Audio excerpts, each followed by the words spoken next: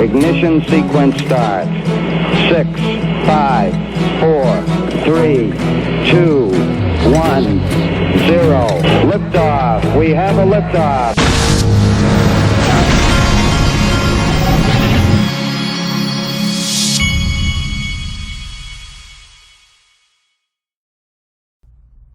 Hey everybody, this is the Digital Asset Investor, and the game is about to change. Now, we've got the Ethereum merge coming up. The Ethereum price is at 18, and when I say the game's about to change, I am not referring to Ethereum. Ethereum's at $18.99 or so. All-time high for Ethereum's 4,864. You can see if you look at this, days from all-time high. It's Bitcoin and Ethereum. It's very obvious that they've had this regulatory advantage over everything else. And that's the reason that they've achieved the heights they've achieved. But I think that their days are coming to an end sooner than we think. Now look, as far as having their own little advantage is what I'm saying. Ethereum ICO era whale address transfers 145,000 Ethereum weeks before the merge. And you're telling me that it's not significant to know who those whales were from the ICO? You now got someone that's holding 145,000 Ethereum. These jokers could dump, they could say, oh, okay, well, this is the end of the whole thing. And they could dump this stuff. And nobody even knows who it is or wants to know or thinks that's important to the whole decentralization narrative. What a crock. Now, this is from Gold Telegraph. Bitcoin will demonetize gold, says Michael Saylor. Regardless of your view, central banks are stockpiling gold. Without central banks, Saylor could not leverage everything to buy Bitcoin. Central banks and Saylor have something in common. Both take big losses. This is pure delusion if this guy really said this. Bitcoin will demonetize gold. This guy, I mean, that's beyond irresponsible. That's complete delusion right there. You're not getting rid of God's money, folks. Not happening. They may want you to. Now, today, 51 years ago today, on the 15th of August 1971, Nixon suspended the convertibility of the U.S. dollar into gold. This was the beginning of the largest Ponzi scheme ever seen. The value of the U.S. dollar has been steadily falling ever since. This is so correct. Let's just watch a little bit of it while Nixon spins this. The speculators have been waging an all-out war on the American dollar. The strength of a nation's currency is based on the strength of that nation's economy. And the American economy is by far the strongest in the world. Accordingly, I have directed the Secretary of the Treasury to take the action necessary to defend the dollar against the speculators. I have directed Secretary Connally to suspend temporarily the convertibility of the dollar into gold or other reserve. Temporarily, and to this day, that's in place. Well, folks, I don't care what anybody tells you. In my opinion, gold is going to be a huge part of this changeover to a new financial system. A massive part, as is XRP and XLM, in my opinion, and a handful of others. As Chris Giancarlo said in my last video, it's going to be, there will be 30 or 40 that are going to be. Now think about this. You're never going to have an opportunity. We're not going to have an opportunity like this ever again, or for the next 100, 200 years. There's going to be that 30 or 40 that are part of the infrastructure of the financial system. I believe they're going to get rid of all these joke coins and they'll go to zero or be made illegal and go to zero, whatever they do. They're going to do it. And you're going to have left a gold, in my opinion, a gold-based new financial system that brings in digital currencies, but only the select few. This is why Glenn is my sponsor. This is why I've been buying gold in my Glenn account. I've been buying physical gold. This is why I have a link in the very top of the description of this video if you want to check out Glint. And make sure you click on my link and tell them DAI sent you. Now, we also have this, because I believe that what we've kind of talked about from day one is that this whole thing is going to be brought down to ashes, and that's when the phoenix rises, right? Well, look at this. United States home builder confidence hits worst slump since 2007 collapse. This can't be good. This can't be good, folks. You know, there's no way that real estate just keeps chugging along while all the rest of this does well. Then we've got Michael Burry. Remember him? That's the guy that was in The Big Short. If you haven't seen the movie The Big Short, you need to. Michael Burry is the guy that bet against housing back during the housing crisis. Go watch it tonight. Refresh your memory of what happened, because history repeats itself. He just sold 98% of his stock portfolio because he knows what's coming. Now, a new day is coming. Tom Emmer is right. I think, who else was it that said it? I think Chris Giancarlo more or less said it. A new day is coming. And it's not a Bitcoin Ethereum day. It's an XRP XLM day, and maybe Quant and a few others. A handful, 30 to 40 or so. Brad Garlinghouse said scores. Listen to what this guy, the CEO of Novati, said. Yeah. So Stellar we've worked with in the past. They really very much a cross-border payments network, and in fact there's quite a nearly an altruistic element to some of the aims of Stellar about improving finance in developing nations and just improving the whole efficiency of global payments. The Stellar network has got a number of stable coins that work on it, and in fact USDC, which is a fiat-backed stable coin out of the US, one of the networks they use is Stellar. But anyway, with Stellar, we negotiated with Stellar. They've actually helped fund some of our technology development and marketing, and we are launching initially on their blockchain. We are then making it a multi-chain solution, and will then shortly thereafter launch on the Ripple network, and then we are negotiating with a couple of other networks, Ethereum network. We will also go on to. There is a bit of an issue at the moment in what they call gas fees on the Ethereum network. It does. Yeah, proof of work doesn't work. That's the little bit of the issue. The advantage of smart contracts, which are sort of nearly innately part of the Ethereum network. Stellar and Ripple are adding smart contracts to their network. Both Stellar and Ripple are adding smart contracts. So we'll get to them on their networks. But in the end, would that be Flare? Making it multi-chain, you're actually just meeting, meeting future demands or needs of the global payments community. Yeah, and broadening out your potential future. Yeah. All right, so you have that. Now, here's an All the World's a Stage file from RizXRP from April 2013. OpenCoin, which was what it was called before Ripple, raises funding from the Bitcoin Opportunity Fund and others to launch Ripple virtual currency.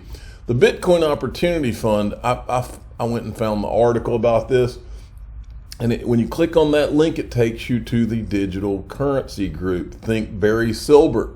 Think he says XRP is not on his conviction list yet, even though we know he owned XRP, Digital Currency Group did, in 2016, but he won't tell us if he sold it.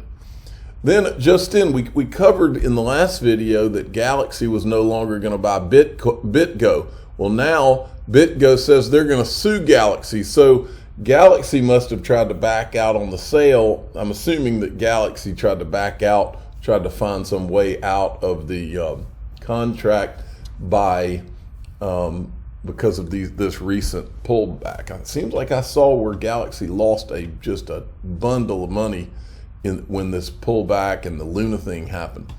All right, the train has left the station. Here's Chris Giancarlo. We spend a lot of time watching how legislation moves through Congress. What legislation needs to move through, it's like a train that leaves its part of its starting point and then moves along, and it goes from village to village and town to town to its ultimate destination. And people get on and people get off, but eventually it arrives. What's important about the Lummis-Gillibrand bill, which you just mentioned, a train has now left the station. And that train is comprehensive. It's got many cars on it, deliberately so. some of those cars will be taken off along the way. Some will be added. Some passengers will get on. Some passengers will get off. But the important thing is now the train has left the station.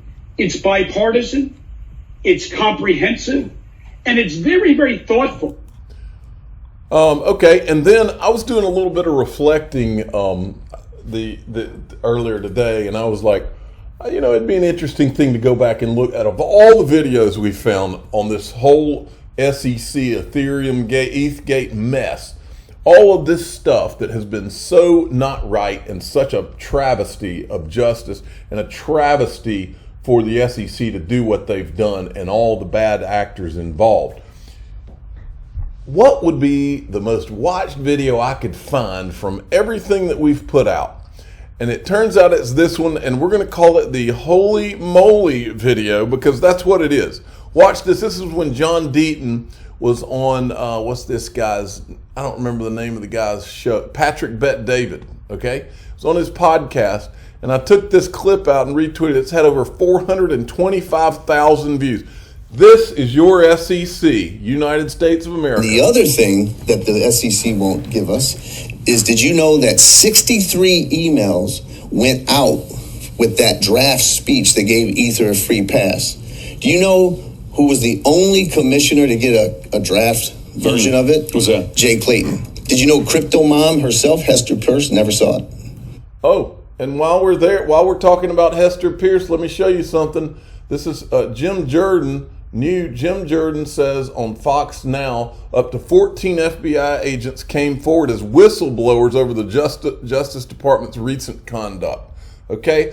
And I said, and we can't get one SEC whistleblower from ETHgate. Come on, Hester Peirce, wind blow the whistle. Okay, now we'll go back to the John Deaton clip.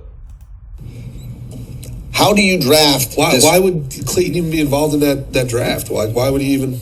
He gave input. He's the only commissioner. Bill Hinman was deposed. Ripple was successful in getting him deposed. Of course, they redact everything to the public. And I have it here if you want to see it. The lawyers asked him, did you ever represent... How much is redacted? Ethereum, 90%. Can I see?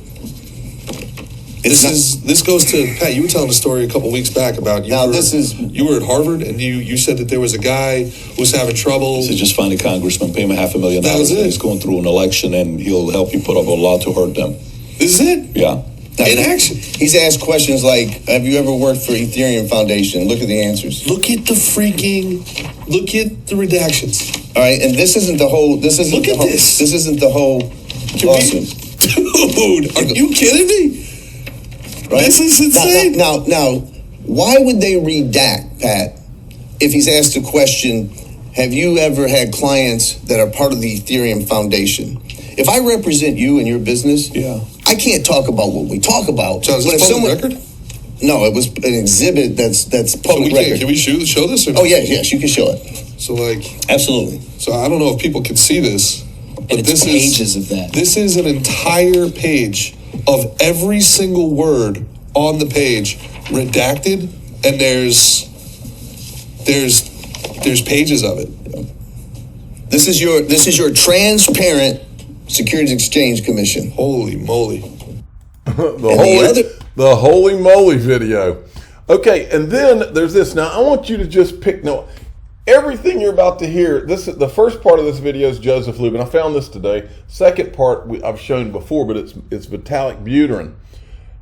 Think about it. The SEC does not have anything even close to this, where Brad Garlinghouse and Chris Larson are saying things as bad as this. Nothing even close. The guys from Ethereum, they wouldn't last in an SEC lawsuit for a day. There would be criminal people getting involved if they were having to go through what Ripple's going through.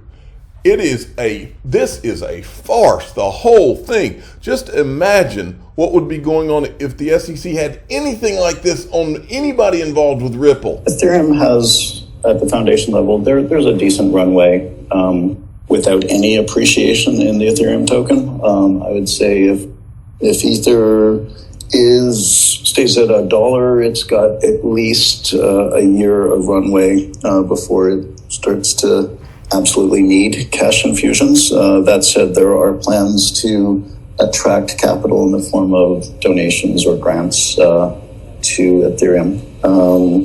So the runway it's something to think about. And he's directly telling you that the price of Ethereum is tied to how they're going to build this network. Certainly try to lengthen it, but it's not absolutely critical at this point. But you didn't short it, did you? So I did